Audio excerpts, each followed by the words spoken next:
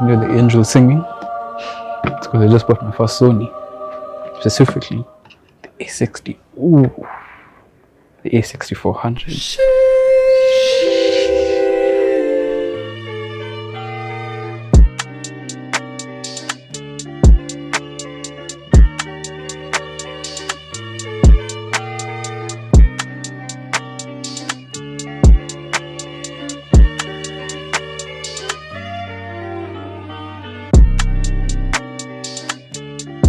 What's up guys, we have a special treat for you today. We're going to be talking about the best YouTube camera kits that you can get, and we have such a wide range of gear to showcase you guys today.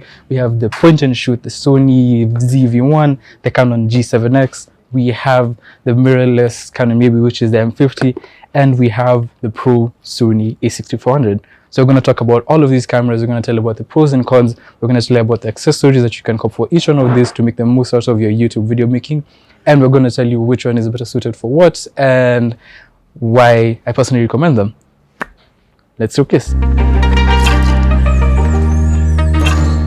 kick off the video, we're going to start with this. This is the Canon EOS M50. It is the smallest, most compact, lightest mirrorless camera you can get from Canon right now. And truth be told, it is funny enough the cheapest of the entire lineup that I have for you today. Now, specifically, the Canon EOS M50 being a mirrorless camera means that compared to the other point and shoots we're going to see, that is the ZV1 and the G7x, this has interchangeable lenses, and that means that it allows you to do a bit more with the camera that you have. Now, whereas the point and shoots are more or less run and go, and it's, set up, turn it on, set it up and, start shooting from the get-go. This gives you a bit more versatility in that you can shoot from, full auto to fully manual, and it allows you to do a bit more with a bit less. It is on the cheap end of the spectrum, meaning that it is a bit low budget, but don't let that fool you.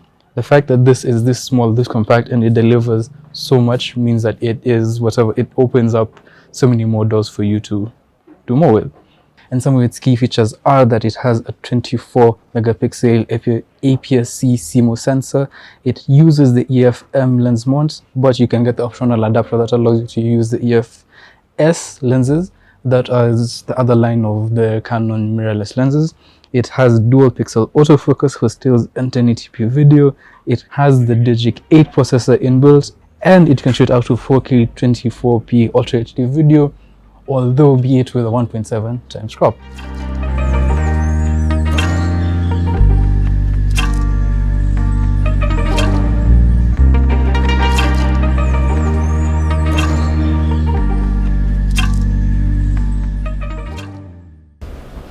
Okay, so real quick guys, this is the footage out of the Canon EOS M50. You can see it's a bit cropped, and that's because it is a mirrorless and it has, I think, a 1.7 crop on its 4K, but you can see the footage is crisp, it's really stable, and honestly speaking, it looks really good. Okay, so now that you guys have seen the lower end of the spectrum, that was the Canon EOS M50. Now we're going to be talking about the mid-range, and that's specifically these two. This is the Canon G7x, and this is the Sony ZV1.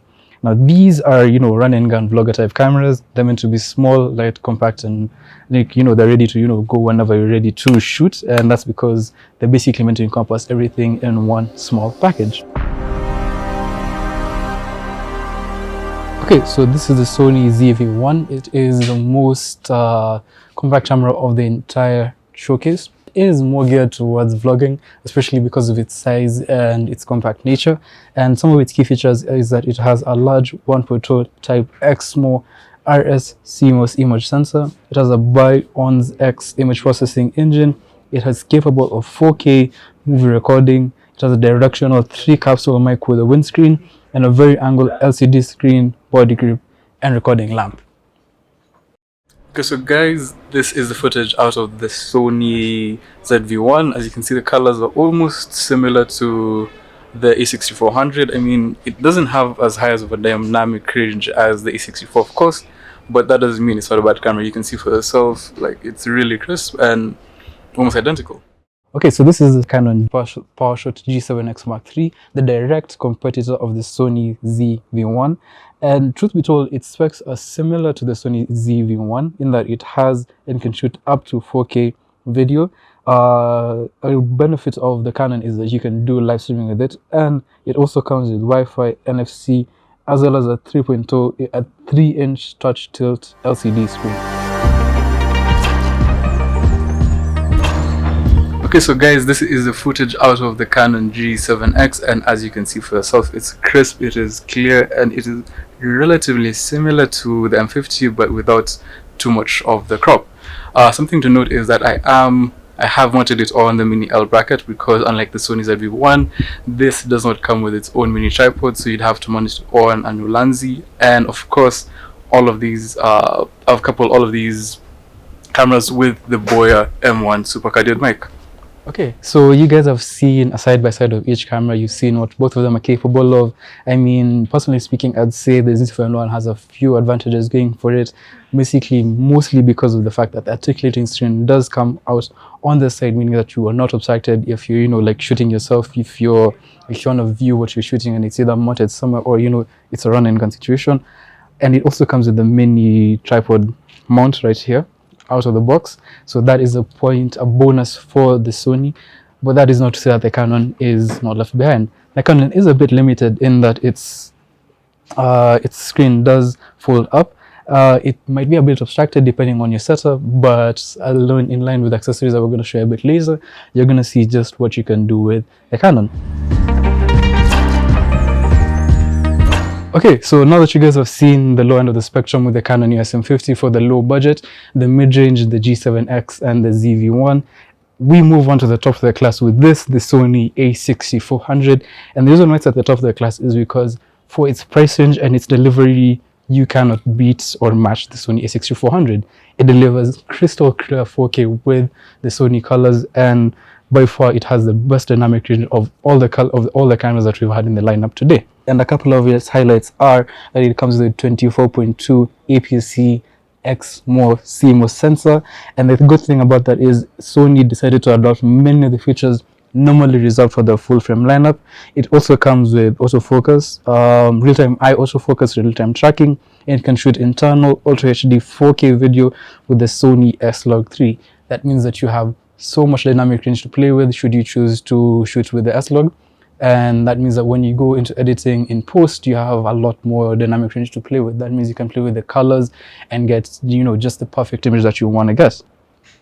Okay, so as you guys can see, the footage out of the Sony A6400 is absolutely crisp. The dynamic range and just the colors and the contrast is beautiful on the Sony A6400. And this is why it's my top pick. The quality is always there, the picture is always crisp, and the colors are always beautiful. Sony A6400, definite win.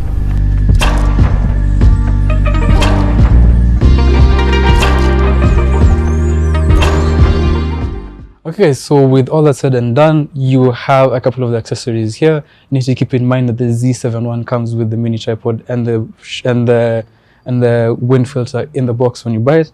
But for the A64, especially the A64, because the screen is a bit blocked when you do tilt it forward, I would personally recommend combining it with this, which is a mini L bracket mount, along with this, which is a Ulanzi PT38 3-point cold shoe mount. For the Canon G7X and the M50, I would recommend this, which is the Ulanzi PT03 mini tripod that enables you to, put on a static location or just, full run and gun. You can do the same with the mount for the Sony A64, but each of these have the different limitations, have the pros and cons, so you need to keep in mind what you're going to be shooting and how you're going to be shooting. Now, all that said and done, I would recommend that you get either the Boya M1 universal cardioid mic or the Boya M1 lavalier mic. Now, this is highly dependent on what you're going to be shooting. If you're going to be doing like static shots in one location, of course go for the lavalier, or if you're going to be doing a lot of run and gun, set up on the location and just shoot, I would recommend this, which is the Boya M1 universal cardioid mic. We're going to talk about the differences and what each one does in a separate video, but that's all I have for you guys today. Yeah.